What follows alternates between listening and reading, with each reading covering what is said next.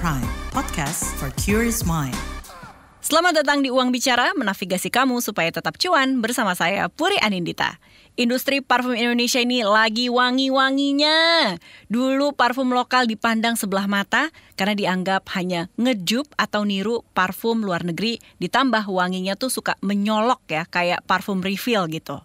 Padahal Indonesia adalah produsen utama salah satu bahan baku parfum, yaitu minyak nilam atau patchouli. Untungnya sekarang industri parfum lokal makin berkembang dan melahirkan banyak wewangian yang jadi identitas masyarakat kita sendiri. Salah satu brand parfum yang ikut naik daun adalah Usual Parfum. Hadir sejak 2020, Usual Parfum makin berinovasi dengan parfum berbasis molekulnya.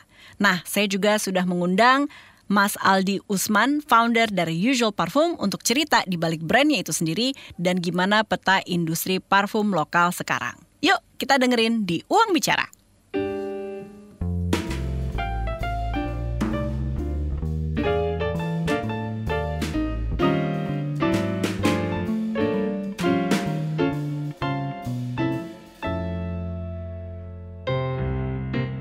Halo, selamat datang di Uang Bicara, menavigasi kamu supaya tetap cuan. Ada Puri Anindita di sini. Udah bareng kita juga Mas Aldi Usman, owner dari Usual Parfum. Mas Aldi, selamat datang. Pagi semuanya, terima kasih sudah mengundang saya di percakapan ini. Makasih udah mau mampir. Ini dilakukan jarak jauh karena Mas Aldi posisinya di Solo gitu kan. Ini kan Uang Bicara sebenarnya ngobrolin gak cuman uang personal ya, tapi kayak uang bisnis, industri yang sekarang lagi momentumnya, trennya kayak apa. Satu yang menarik perhatian saya tuh adalah industri lokal parfum Indonesia. Gitu. Ini kayak momentumnya tuh lagi giat banget. Termasuk dirimu lah sebagai owner Usual Parfum. Tapi sebelum pergi ke sana, sekarang kayak apa petanya? Mau ngajak throwback dulu sih.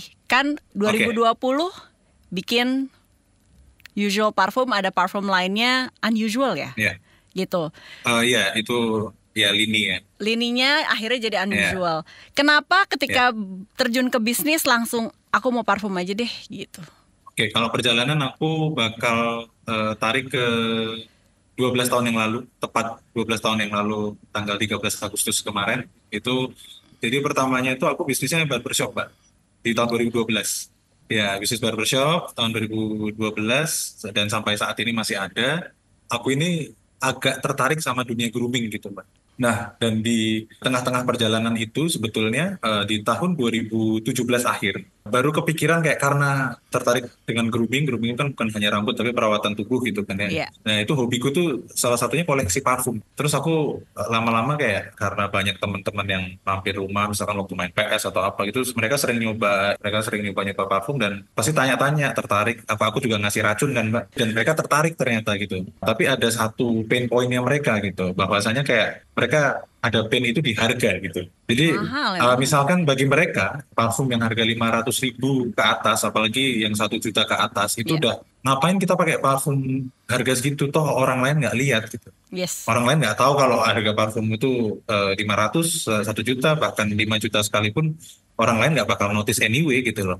Akhirnya di situ aku menemukan sebuah fakta menarik bahwasanya mereka ini suka dengan parfum-parfum yang seperti ini.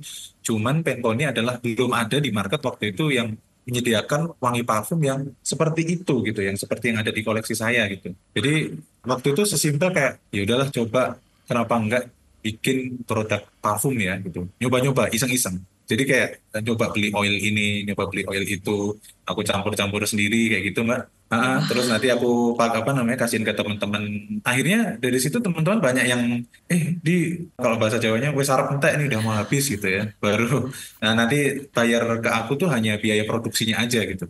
Dan akhirnya di tahun 2017 akhir kayak kenapa ini nggak dijadiin bisnis ya gitu. Dan di 2018 kayak oke, kalau ini mau jadi bisnis aku harus punya nama dulu nih gitu. Waktu itu aku juga menemukan fakta dari teman-teman cowokku itu adalah kayak mereka itu hanya memakai parfum itu ketika pacaran, yang kedua ketika kondangan. Cowok banget. Cowok banget. Sisanya kayak pewangi pakaian, pewangi laundry aja gitu kan. Akhirnya aku tuh pengen kayak kenapa parfum itu nggak, gimana caranya cowok-cowok ini ya parfum itu bukan jadi kayak luxury things atau jadi kayak sesuatu yang nggak biasa. Aku pengen parfum itu jadi usual things gitu, yang usually mereka pakai gitu loh. Makanya waktu itu ya udahlah namanya usual aja, agar ya udah parfum itu sebagai things yang usual ya yang biasa kamu pakai tiap hari aja gitu. Akhirnya 2018 aku masukin haki itu Mbak ceritanya. Aku hakikan, dan aku patenkan, tapi di situ kayak nyampur oil karena aku di parfum, jadi aku suka baca-baca forum-forum parfum kayak yang formula apa ini itu. Jadi kayak aku tuh pengen menyempurnakan produkku lah Mbak gitu waktu itu. Tapi kelamaan, cuman aku anggap hobi, terus juga ngurusin barbershop juga. Kebetulan 2019 aku menikah, 2020 punya anak dan habis itu Maret tuh pandemi. Jadi keterdesakan itu yang membuat aku untuk memulai oke lah ini saatnya usual keluar gitu. Mau nggak mau apa adanya, uangnya ada berapa, pakai untuk ngembangin usual ini, untuk membuat usual ini. Nah, ketika memberanikan itu, walaupun kan kalau faktor internalnya keterdesakan gitu ya. Waktu itu industri parfum lokal kayak apa? Waktu beraniin 2020. Jadi waktu itu alasanku juga untuk menunda-nunda untuk memulai kayak aduh udah ada lagi nih apa brand parfum waktu itu di akhir tahun 2019 pertama kali tahu yang namanya HMNS waktu itu. Yes. Humans, perkembangannya cukup pesat. Terus di 2019 akhir itu juga aku kayak ketemu teman dari Solo sekarang udah merantau di Jakarta namanya Dokter Tirta. Dia ngomong kayak, gue ameh gaya parfum, kamu mau bikin parfum? Ini temanku ada namanya Rizky, dia bikin parfum namanya HMNS. Aduh, dah kok top of mind-nya kok udah ada di orang lain nih waktu itu kan. Itu kan sebelum pandemi itu Mbak ya, Oktober 2019. Akhirnya yaudah antaran itu dulu. Tapi waktu itu industri parfum belum bisa melihat ini. Tapi harus saya akui dan saya apresiasi, Humans itu adalah brand yang nge-change industri parfum lokal di Indonesia. Kalau nggak ada Humans, brand-brand lokal lain mungkin nggak akan semengeliat ini, termasuk visual sendiri. Ya, Thanks to Humans. Itu nggak mau coba lah, nggak mau berani jadi pendobrak gitu ya. Iya. Iya. Itu bukan hanya sekedar pendobrak ya, Mbak, tapi kayak hal-hal yang kayak ini siapa yang duluan atau itu nggak kayak gitu, tapi bahkan the whole industry. Oh, Jadi game changer. Game changer, the whole industrinya. industry. Oke. Ya, karena bukan hanya pemain parfumnya, tapi kan ketika bikin parfum kita butuh oil. Ketika bikin parfum kita butuh botol, kita butuh alkohol dan lain-lain. Kalau belum ada Humans yang besar waktu itu sangat sulit Mbak mendapatkan botol dan lain-lain yang berkualitas itu sangat sulit gitu. Tapi akhirnya mulai muncul supplier-supplier kayak gitu karena Humans gitu menurutku ya Mbak ya. Iya. Karena akhirnya dari Humans banyak orang yang pengen start the same business karena pengen profit yang sama mungkin. Jadi kayak industrinya juga mendukung waktu itu. Ya, jadi ekosistemnya Gitu. bertumbuh bareng-bareng ya. Supply Iya, chain-nya juga itu semua benar. akhirnya ada source Supply lokal. chain benar. Iya, Itu iya. yang Humans tumbuhkan. Oke. Betul. Mungkin dia sebagai pendobrak sekarang maksudnya kemudian jadi game changer. Sekarang Ya. ngelihat industri parfum berarti sekarang 2024 kayak apa? Mungkin bisa disebut gila ya per sekarang tuh udah ada sekian brand loh parfum lokal sebagai yang pemerhati juga kan ya gitu. Ada berapa emang Ya. sebenarnya sekarang? Udah ya. Kalau di parfum media itu kan lokal bisa ya? disebut ratusan ya, tapi 100 mungkin lebih. I'm not sure, misalkan itu 200 atau mungkin udah 300, tapi 100 lebih, Mbak. 100 Itu. lebih ya. Oke. Iya, dan kalau Mbak Puri tanya pendapatku tentang industri parfum sekarang ini ya luar biasa menggeliatnya ya, Mbak ya. Menggairahkan sekali gitu ya. Ya. Karena ya pemainnya semakin banyak dan masing-masing pemain itu bahkan mungkin setahun bisa ngeluarin varian baru 12 kali mungkin dan setiap bulan ada produk baru jadi kayak luar biasa ngelihatnya. Ruang Gitu, bertumbuhnya kalau juga aku lihat. masih gede ya. Ruang bertumbuh artinya belum capek gitu kayak market tuh belum jengah, justru masih nyari gitu ya. Nah, ini dia Mbak. Kalau pertanyaan itu mungkin kita bahasnya ke ada yang nulis buku apa Blue Ocean, Red Ocean Red itu Mbak Ocean, ya. yes. Nah, Blue Ocean sama Red Ocean itu kan bukan marketnya, tapi strateginya. Gitu. Misalkan Mbak, nanti nyambung ke unusual juga. Misalkan Humans gitu. Humans sudah terbukti bagus nih ya Mbak ya. Sudah terbukti dia bisa punya market yang hebat dengan produk yang berkualitas dan marketing storytelling yang luar biasa misalkan seperti itu. Terus ibaratnya pemainnya waktu itu masih 5 katakanlah ya Mbak ya. Tapi terus saya ikut-ikut Humans dengan produk yang mirip, dengan cara marketing storytelling yang mirip-mirip gitu. Itu udah otomatis Red Ocean tuh Mbak. Walaupun pemainnya cuma 5. Karena strateginya sama. Iya, Iya, iya. dia kan langsung nge-brandingnya kan hadir untuk Nusantara. Ya udah tuh yang top of mind-nya di situ tuh. Nah, kalau aku sendiri kayak harus namanya brand kan kita selalu grow ya Mbak ya. Saya sebagai founder pun kan harus selalu mencari posisi. Kita jagonya di mana sih gitu. Kita kayak kayak manusia mencari jati diri, brand pun seperti itu.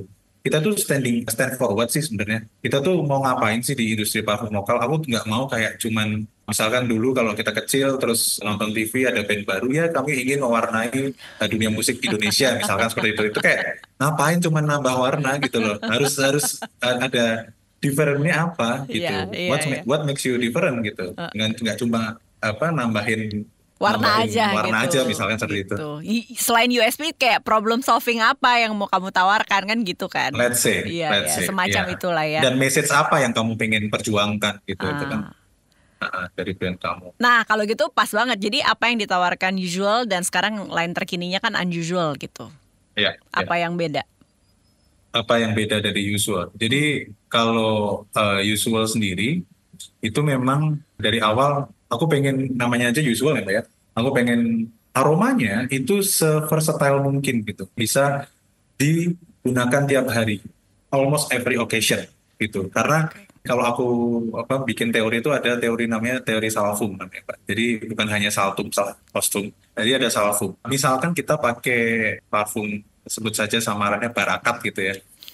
Kita pakai Barakat, terus kita pakai buat nge-gym. Itu satu gym pusing itu, Mbak. Iya, heeh. Atau kita pengen pakai parfum yang strong, yang lady boss misalkan katakanlah gitu. Tapi kita pakai buat ke office itu. Itu instead kita bisa nge-pleasing teman-teman kantor kita, tapi malah bisa bikin teman kantor kita tuh mual, mual malah gitu loh. Iya. Ya, itu awalnya seperti itu, Mbak. Nah, Ya, ya. bahwa kami mengerti karena bisa jadi ini kan industri baru. Kita juga bergeliatnya baru-baru. Kalau fashion kita tahu, misalnya jualan batikan di kota besar ngambilnya workshopnya ada di Lasem misalnya. Atau Ya. Pekalongan. Ya kita tahu lah Ya. itu behind the scene-nya seperti itu. Ya. Tapi kalau parfum lokal itu tuh gimana proses bikinnya Mas supaya artinya harganya jadi jauh lebih murah ketimbang misalnya brand-brand luar negeri itu karena elemen ini loh kenapa jadi murah gitu, bukan murahan tapi lebih murah gitu. Gini Mbak, parfum kan asalnya dari essential oil, fragrance oil dan lain-lain itu Pak. Bibit lah kita nyebutnya gitu ya. Bibit parfum itu grade-nya itu banyak Pak. Ada yang 1 kilo harganya 400.000, ada yang 1 kilo harganya 700.000, 1 juta, bahkan 25 juta juga ada. Satu liternya, 1 kilo itu. Oke. Dan itu menjawab sebenarnya perbedaan parfum yang misalkan let's say kita parfum refill lah yang di pinggir jalan atau di dalam mall yang memang refill itu ada di grade parfumnya sebenarnya. Kenapa bisa ini mirip itu gitu? Karena misalkan let's say ya Mbak ya, ada parfum yang terkenal, Barakat tadi nih. Produsennya Barakat siapa? Katakanlah, pabrik A ini ya. Pabrik A ini Mbak, ini yang bikin tiruannya sendiri juga. Faktanya seperti itu. Dan pabrik-pabrik fragrance oil yang lain juga ikut-ikutan untuk bikin itu. Dan itu disebarin ke toko-toko refill memang. Yang membuat mereka mahal itu ya misalkan parfum-parfum yang misalkan Chanel atau apapun itu, Dior dan lain-lain. Ya karena marketingnya gitu Mbak. Kalau saya bilang marketing dan memang kualitasnya memang jelas ya Mbak. Dan juga kayak biaya parfumernya, biaya marketingnya mahal, PA-nya mahal. Bagaimana orang membentuk how they build our perception bahwa ini produk luxury-nya itu yang mahal Mbak sebenarnya. Ya. Dan kita biaya distribusinya mahal, izinnya mahal. Jadi parfum lokal tuh ngekat budget itu. Jujur Mbak, ini usual saya nggak tahu parfum lain. Kalau usual sendiri saya harus mengakui pada awalnya usual itu kalau ada orang yang nyinyir parfum lokal tuh parfum refill repackage. Daripada itu jadi fitnah, ya saya iyain aja memang Pak. Memang true. Ayo siapa yang ini? Siapa Mbak? Kita mau bikin aroma baru aja Mbak. Kalau kita datang ke fragrance company, itu minimal harus 150 kilo Mbak. Katakanlah 1 kilonya 1 juta aja misalkan. Ya harus bayar 125 juta untuk satu varian. Mana mungkin Mbak untuk UMKM? Botol juga kita waktu itu belum impor. Kita masih dari lokal yang ada ya mirip sama botolnya usual sekarang tapi kualitasnya jauh berbeda gitu. Sekarang kita udah bisa impor. Sekarang kita udah bisa packagingnya udah mulai lebih baik, kita develop terus gitu. Dan juga dari segi oilnya pun ya kita, misalkan kita datang ke fragrance factory ya Mbak. Kalau nggak mau bikin aroma sendiri, kita tuh kasih pilihan, Mbak. Dan tulisannya, Mbak, inspired by ini, inspired by ini, inspired by ini, inspired by ini, gitu, Mbak. Jadi ada kebayang Jadi kurang lebih akan seperti apa. seperti itu. Oke. Ketika saya sudah kayak, aduh kayaknya nggak bisa kayak gitu deh gitu. Nah, saya mulai memberanikan diri untuk mencampur oil yang sudah jadi itu dengan, dulu kan source-nya nggak ada ya Mbak ya, tapi karena industrinya tadi berkembang, akhirnya banyak tuh Mbak yang jualan bahan-bahan baku parfum yang lebih terjangkau gitu Mbak. Yang lebih terjangkau maksudnya accessible lah intinya. Jadi dari situ saya nyampurin ini pakai ini, saya tambahin ini, saya tambahin itu biar aromanya itu lebih unik, nggak cuma keluaran pabrik doang gitu. Itu yang saya lakukan di Usual. Ya, ya. Nah di Unusual tuh total. Kayak ini aku mencoba creating perfume from scratch. Itu tadi Mas Aldi Usman, founder Usual Parfum yang sudah menceritakan perjalanan brand parfumnya. Masih banyak nih obrolan menarik di bagian selanjutnya, jadi tetap di Uang Bicara. Lihat Instagram, isinya teman-teman yang struggle buat achieve goals-nya. Buka TikTok, ada aja yang flexing. Ada juga yang set, sampai mewek. Tapi pas dengerin podcast, nemulah itu podcast. Namanya Disco. Ya, pas banget lagi dibahas. Kalau orang yang sudah biasa misalnya flexing, ketika nggak flexing kok kayaknya ada yang kurang gitu. Jadi cemas nih. Jadi kan berusaha untuk ya flexing lagi, gimana caranya kita flexing yuk gitu kan. Laki nggak boleh nangis gitu ya, harus kuat gitu ya. Nah itu salah banget gitu, karena tadi aku bilang nangis itu adalah salah satu komunikasi terdasarnya manusia. Biar hidup jadi seimbang, penting banget nih dengerin Disco. Diskusi psikologi persembahan KBR dan Into the Light Indonesia. Yuk hapus stigma, peduli sesama, sayangi jiwa. Disco, diskusi psikologi bisa disimak di kbrprime.id dan platform mendengarkan podcast lainnya. KBR Prime, podcast for curious mind.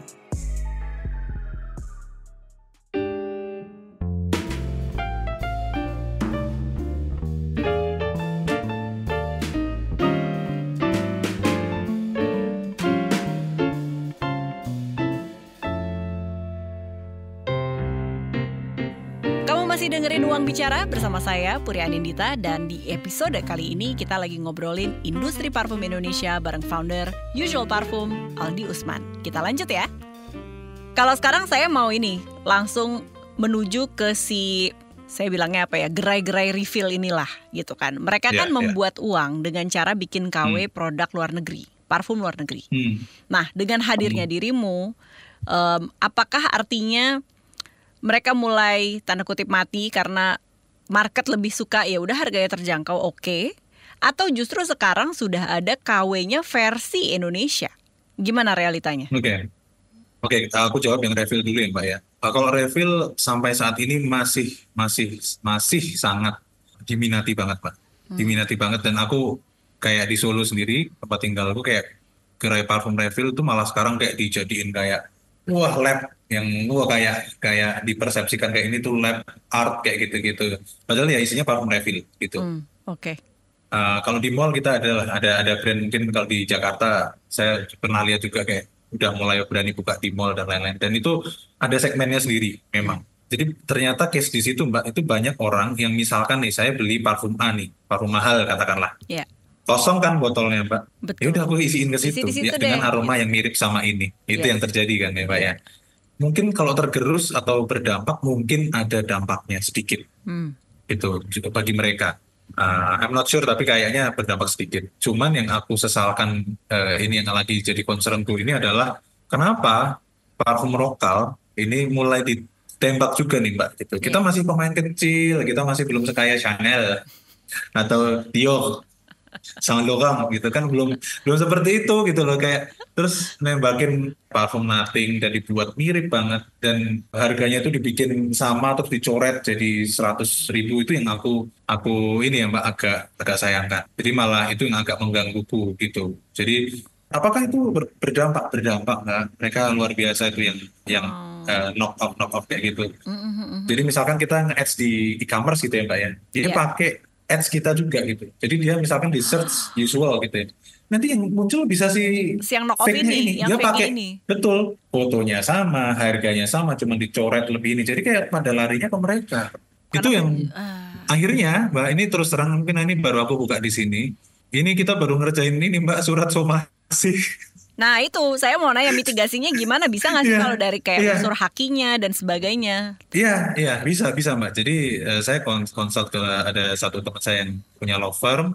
Akhirnya yaudah kita bikinin surat somasi aja, nanti kita sebar. Itu ikhtiar kita baru itu Mbak. Kita somasi bahwa ini merek dagang, merek ini itu miliknya CV Usual Aroma Indonesia. Jadi ini nggak bisa dipakai, harus segera di take down, kalau enggak nanti bla bla bla, misalkan seperti itu, yang ya at least nggak diem aja lah gitu Mbak. Ada sisi positif, ada sisi negatifnya. Negatifnya itu tadi Mbak ya, kalau positifnya itu bisa membentuk persepsi orang, bahkan saya sendiri itu, bahwa kok bisa ya ini brand saya ditiru gitu, brand yang masih kecil, yang masih ya ibarat bayi itu masih kayak harus ditetah gitu jalannya, harus dibantu jalan gitu, tapi kok udah ada yang niru, itu it's good thing for me sebenarnya. Terharu juga sih sebenarnya, kayak selain somasi mungkin saya mau kasih surat terima kasih juga gitu.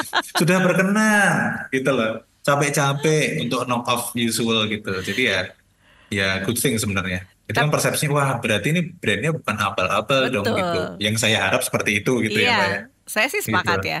Tapi juga kalau untuk dalam kacamata yang kita bisnis ya, e-commerce itu kan biasa dipakai untuk orang yang sudah tahu persis saya mau beli itu. Ketika kalau parfum itu kan experience-nya menurut saya perlu diyakinkan dengan menciumnya secara langsung, di sniff langsung. Nah, gimana meyakinkan pembeli gitu ya, apalagi misalnya kita mengeluarkan lini baru supaya mereka tertarik beli di e-commerce gitu.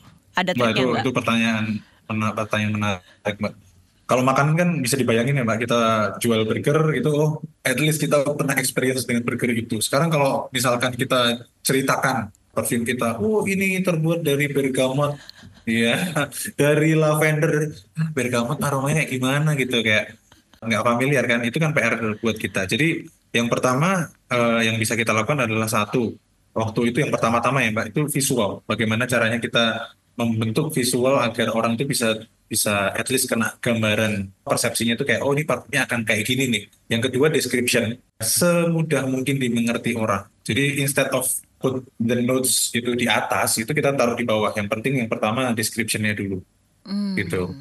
Itu notes-nya di bawah, dan kita juga butuh yang namanya bantuan KOL atau part of our marketing strategy. KOL kan dibagi tuh Mbak, ada KOL yang memang expert atau geek perfume juga, yang memang khusus untuk bahas parfum, ada yang lifestyle seperti itu.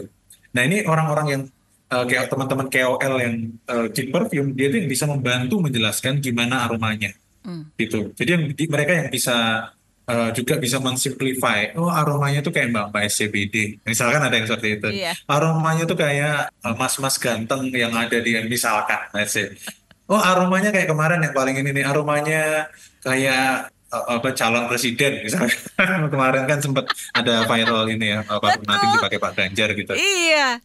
Pas banget. Jadi berarti itu deskripsi itu lebih penting daripada kita pakai bahasa-bahasa teknikal itu ya, dan kemudian dikawinkan gitu ya strateginya dengan menggunakan KOL gitu. KOL. Nah, yang ketiga Mbak, sebelum kita mengeluarkan satu parfum, kita tuh pasti bagiin sampel-sampel. Itu ke KOL sama ke FNF kita, ke orang-orang yang memang dekat sama kita. I see. Kita sebarin. Aku minta honest opininya seperti apa yang perlu direvisi. Itu strateginya. Nah, pas karena tadi udah ngomongin viral, ini kan viral karena dipakai Pak Ganjar waktu itu, ya kan? Pertanyaan itu disengaja atau tidak, gitu kan? Terus efeknya ke penjualan tuh gimana? Apa yang terasa? Ya, yang pertama itu sangat tidak disengaja, karena saya kaget juga dikirimin teman saya, intinya, Mas lihat ini gitu di Twitter. Itu ramai banget. Ternyata luar biasanya itu kayak bukan endorsan. Saya kenal Mas Alam. Karena saya yang kasih memang, ya udah nih Mas buat jenengan gitu. Buat Mas Alam aja gitu. Ternyata dikasihin ke bapaknya gitu. Ternyata dipakai bapaknya. Ceritanya gitu. Ternyata behind the story-nya gitu. Kalau nggak salah seperti itu. Nah, ternyata tiba-tiba ada orang yang punya mengexperience Pak Ganjar gitu ya. Punya experience terhadap Pak Ganjar lewat kok aromanya wangi banget. Ternyata dia Pak Ganjar. Nah, akhirnya dia tanya ada satu akun, waktu itu kan masih pilpres ya Pak, ada satu akun relawan, katakanlah relawannya Pak Ganjar, yang nge-replay di situ dan mentionin ke Mas Alam anaknya Pak Ganjar itu bahwa ini puffnya Bapak apa, dia langsung nyebutnya unusual nothing. Wih. Jadi itu nggak kita sengaja sama sekali. Dan itu Mbak penjualan memang langsung Berapa persen? Itu sampai bocorin naiknya berapa persen? Aduh 300% mungkin ya Mbak. Mas Alam terima kasih kalau Anda mendengar ini, Mas Alam terima kasih. Kirimin nanti linknya, nanti dikasih ke Mas Alam ini langsung. Iya. Wah luar biasa, jadi congrats gitu ya. Tapi memang ya harus dari produknya kece dulu ya. Kalau sekarang kan marketing harus yang viral dong gitu. Tapi kayaknya PR bukan memviralkannya, tapi kayak produk kita kece dulu aja gitu. Nanti akan viral pada waktunya. Amin. Gitu. Kan iya, gitu. Kayak apa ya Mbak ya? Kayak aku nganggap itu kalau orang Jawa bilang itu ketiban telek manuk Mbak. Kayak mohon maaf kalau bahasanya agak kasar, jadi kayak kejatuhan tai burung gitu. Iya betul. Iya. Nah kayak ya udah terus gitu aja gitu, kayak kita nggak menduga rezeki dari mana tiba-tiba ada momentum itu, ya luar biasa sekali gitu. Sekarang mau nanya, apakah sudah ekspor atau ada rencana mau ekspor? Kalau sekarang konsentrasinya masih di Indonesia? Nah sekarang gini Mbak, uniknya tahun 2023 saya tuh FOMO Mbak. Sebagai founder saya FOMO. FOMO-nya gini, brand-brand lain setiap bulan itu selalu mengeluarkan produk baru. Jadi produktif di mata saya itu adalah mengeluarkan produk baru. Itu ya Mbak ya, itu yang pertama. Akhirnya di 2023 saya dan tim itu benar-benar yang kerja keras banget itu. Kayak awal 2023 kita ngeluarin produk baru. Terpaut 1-2 bulan kita kolaborasi sama Lizzy Para, waktu itu BLP. Terus akhirnya kita ada kolaborasi juga sama ada influencer parfum di TikTok namanya Samuel Rusli. Kita bikin Bergamor. Lalu Agustus langsung kita juga bikin Unusual. Kita Desember kita kolaborasi sama The Watsco. Dan akhirnya di akhir tahun tuh saya capek Mbak. Saya capek gini, bukan as a founder jelas capek kayak mual kayak aroma parfum terus gitu ya Mbak ya. Tapi saya capek ketika menaruh diri saya sebagai customer. Ini mana yang harus saya ikutin? Ini ngeluarin produk baru, itu ngeluarin produk baru, itu ini. Jadi kayak sampai ketika saya pernah diinterview anak-anak Prasmul Mbak, mereka itu mengeluarkan opini yang jadi inspirasi saya di tahun 2000 untuk melangkah di tahun 2024 ini. Dia ngomong gini Mbak, Mas tahu nggak? Kita kan nggak yang geek parfum, yang nggak yang suka parfum dan lain-lain. Kita akhirnya yang tadinya excited untuk mengikuti apa yang baru itu akhirnya jadi pragmatis. Akhirnya kita akan kembali ke parfum yang ya sudah yang kita cocok aja. Kita nggak FOMO lagi. Kita nggak mau spend fortune untuk mendapatkan parfum yang bisa kita salvum juga nggak sesuai ekspektasi kita gitu. Jadi malah bahayanya di situ nih Mbak. Menurutku ya pribadi, dan aku agree with that gitu. Akhirnya Usual di tahun 2024 ini sampai Mbak Puri kita podcast ini, Usual belum mengeluarkan produk baru sama sekali di tahun ini dibandingkan dengan tahun lalu. Karena apa? Kita pengen create produk semindful mungkin. Saya nggak pengen ini FOMO. Ini memang karena memang produk ini memang legit, memang bagus. Bahkan kita ada rencana untuk nge-cut produk-produk yang memang slow moving, yang hanya jadi sampah SKU di e-commerce. Saya nggak mau, udah too much Mbak, too much. Jadi ketika brand lain itu sibuk melangkah ke depan, saya melangkahnya step back ke belakang. Saya satu langkah ke belakang gitu. Jadi benar-benar saya yang saya temukan adalah ternyata ketika kita sibuk produksi, kita sibuk menciptakan brand baru, ternyata perusahaannya ini nggak firm Mbak. Dari segi finance itu belum tertata, dari segi manajemen gudang belum tertata, dari segi supply chain belum tertata.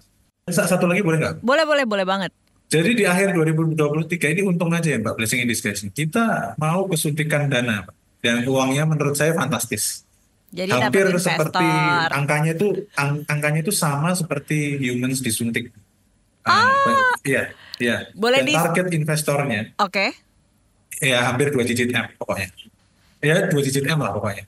Di-spill gitu. Dong, nggak boleh dari luar apa local investor? Local investor. Local investor. Tapi ternyata saya mikir tuh 3 bulan, dan akhirnya ketika saya gara-gara itu Pak, saya wawancara sama Prasmul, malah jadi insight itu, jadi orang pragmatis. Akhirnya saya tolak Mbak. Ditolak, ya ampun. Saya pikir tadi diterima. Kalau let's say Mbak, kita terima pendanaan atau funding itu, tapi dengan keadaan usual yang memang Yang saat ini, ya. belum firm seperti kalau sekarang much better menurut Mbak, metode manajemen dan lainnya itu lebih better dari marketing. Dulu tuh nggak tahu Mbak, misalkan let's say kita punya omset 10 juta lah misalkan gitu ya. Ini 10 juta gain, kita bisa dapat 10 juta ini dari mana nggak ngerti Mbak. Iya. Hanya Allah yang tahu, hanya Tuhan yang tahu. Jadi harga nggak tahu nih caranya gimana, nggak ada strategi marketing tuh nggak ada.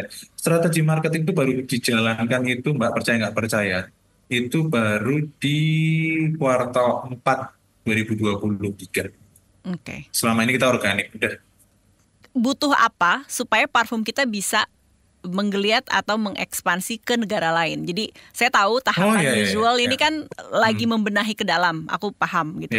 Cuman what does it take? Apa yang dibutuhkan kalau kita mau ekspor parfum terutama? Ekspor parfum. Honestly, aku belum sampai belajar ke situ. Karena memang kita sedang berjuang di market share di Indonesia. Bahwa kita nggak usah, banyak sekali orang, apalagi pasca unusual ini Mbak, ya Allah, yang mau beli itu dari India, Rusia, yang mau negara-negara yang US pernah kayak, tapi yang kita kan terhalang ini Mbak ya, birokrasi mereka harus FDA lah, harus inilah, harus itu, yang mana kayak, wait, kita matengin dulu deh di internal kita matengin dulu deh brand kita matengin dulu produk kita harus firm dulu. Kita harus stand for apa dulu nih gitu. Standing position kita di mana? Dan positioning kita seperti apa? Once itu sudah firm, yuk kita omongin tentang ekspansi. Gitu. Jadi nggak terburu-buru, oke, harus ke Malai dalam waktu ini. Mungkin kalau ada investor investornya tuh kemarin sempat bilang gitu ya. Kayak kita udah mikirin bahwa nanti produksi botolnya aja itu nanti kita di India untuk menekan budget cost dan lain-lain. Aduh. Entarlah Pak, nanti ya ini loh, lokal dulu ini loh, lokal dulu ini. Jadi kayak apapun yang aku yakin apapun yang dibuild dengan hati dan dibuild yang dengan patience, dengan kesabaran, nggak kesusu ya Mbak, kalau kata orang Jawa. Kesusu itu apa ya? Terburu-buru, pengen ini, pengen itu. Ya insya Allah pasti nanti ada jalannya juga kok. Misalkan nanti kalau kita sudah berbenah, nanti pasti itu kan akan investor atau apapun akan ke-attract kok, yang se-value sama kita. Penutup obrolan kita, saya nggak tahu nih teman uang bicara kita udah tahu atau enggak fun fact tentang Mas Aldi, bahwa ternyata dirimu masih bekerja kantoran, corporate worker. Selain mengelola brand ini sebagai owner yang pastinya harus sangat hands on, turun langsung. Ini bagi energi dan waktunya gimana? Termasuk pasti kan kantor nggak mau tahu ya. Kalaupun mereka tahu dirimu adalah owner, kayak ya yang penting kerjanya lah gitu. Itu gimana tuh? Dan by the way, ini saya baru memberanikan diri tadi ketika podcast ini, manajer saya telepon, saya reject. Nanti saya habis ini bersih-bersih nih Mbak. Nggak apa-apa. Jadi ini Mbak. Ini saya boleh cerita sedikit ya Mbak ya? Boleh. Kenapa kok saya ambil pekerjaan itu juga gitu? Karena waktu itu 2021 kita recovery dari pandemi, dan itu ekonomi saya juga waktu itu benar-benar ambruk gitu ya Mbak, benar-benar ambruk sampai, ini nggak apa-apa ya, bukan, ini fakta aja lah biar istri saya juga dengar kalau mau nonton ini. Saya sempat dibiayai oleh istri saya sendiri selama 2 bulan. Gitu, selama 2 bulan saya nggak bisa menghasilkan uang sepeser pun karena uangnya habis untuk nutup barber saya yang ada, yang yang ada di cabang lain, dan harus ganti uang ini, ganti uang itu, dan tabungan saya habis di situ. Dan akhirnya ya sudah, kita sambil anak juga masih beberapa bulan umurnya, dan di situ istri saya yang sangat berperan penting untuk mendorong, memberikan semangat. Akhirnya saya sempat sebelum usual itu sempat nerima, saya jadi vendor parfum Mbak. Jadi ada orang, ya ada nih aku punya 5 juta, tolong dibikinin parfum, nanti jadi berapa, nanti dia yang jual, kayak gitu tuh. Saya sampai gitu, jadi ruang tamu saya tuh pas anak saya masih beberapa bulan tuh, ruang tamu saya itu jadi lab tuh Pak gitu. Dan di usual pun pertama-tama ya benar-benar saya semuanya sendiri Mbak. Jadi kayak dari racik, dari nge-filling ke botol, nge-claim ini ya, terus ngirim ke JNE, ke JNT kayak gitu, itu semua saya sendiri gitu. Jadi benar-benar perjuangan pada saat itu memang luar biasa, Dan di tahun 2021 ada opportunity, ada penawaran yang ya bisa kerja di perusahaan internasional seperti itu. Dan waktu itu saya simpelnya mikir, oke, saya bisa belajar pola kerja korporat itu seperti apa, karena saya nggak pernah punya pengalaman di korporat. Dan ini pasti akan impact ke perusahaan saya sendiri sedikit-dikit gitu ya, ilmu manajemen perusahaan itu seperti apa. Yang kedua, saya butuh uang untuk bertahan hidup waktu itu, karena gaji saya itu yang bisa menopang kehidupan saya. Terus pendapatan usual itu saya puterin terus gitu, biar dia bisa berkembang. Barber saya juga bisa juga tetap jalan. Jadi ya itu dari jadi pegawai, jadi founder, dari orang founder parfum, dan sampai saat ini alhamdulillah saya punya tim marketing dan lain-lain. Tapi saya masih jadi R&D, saya masih jadi perfumernya, saya masih jadi direction semua tetap dari saya, dan juga saya jadi pegawai. Terus usual ini barbershop juga masih saya. Dan juga yang paling penting ini Mbak, saya sebagai seorang ayah dan sebagai seorang suami, jadi baginya agak luar biasa ya, get something, lose something aja, itu yang diajarin almarhum bapak saya. Jadi ya sudah, ya akhirnya loss-nya ya di pikiran lebih stres, dan juga di tidur yang lebih berkurang, itu aja. Itu trade off. Tapi aku happy banget sih Mbak, dan saya ingat Mbak Phil Knight, yang punya Nike. Yang foundernya Nike, Phil Knight sendiri, dia ketika membangun Nike, dia itu menjalani 4 pekerjaan sekaligus. Kok Phil Knight bisa, kenapa aku enggak gitu. Ya sudah, ini bagian dari perjuanganku gitu. Itu tadi founder Usual Parfum, Aldi Usman. Mudah-mudahan episode kali ini menginspirasi kamu ya. Kalau ada kritik, saran, atau masukan ide keren soal keuangan dan ekonomi yang mau dibahas, jangan lupa nih email ya ke podcast@kbrprime.id dengan subjeknya Uang Bicara. Saya Puri Anindita pamit. Jangan lupa dengerin Uang Bicara, menavigasi kamu supaya tetap cuan tiap Kamis di KBR Prime, Spotify, Noise, dan platform mendengarkan podcast lainnya. Bye!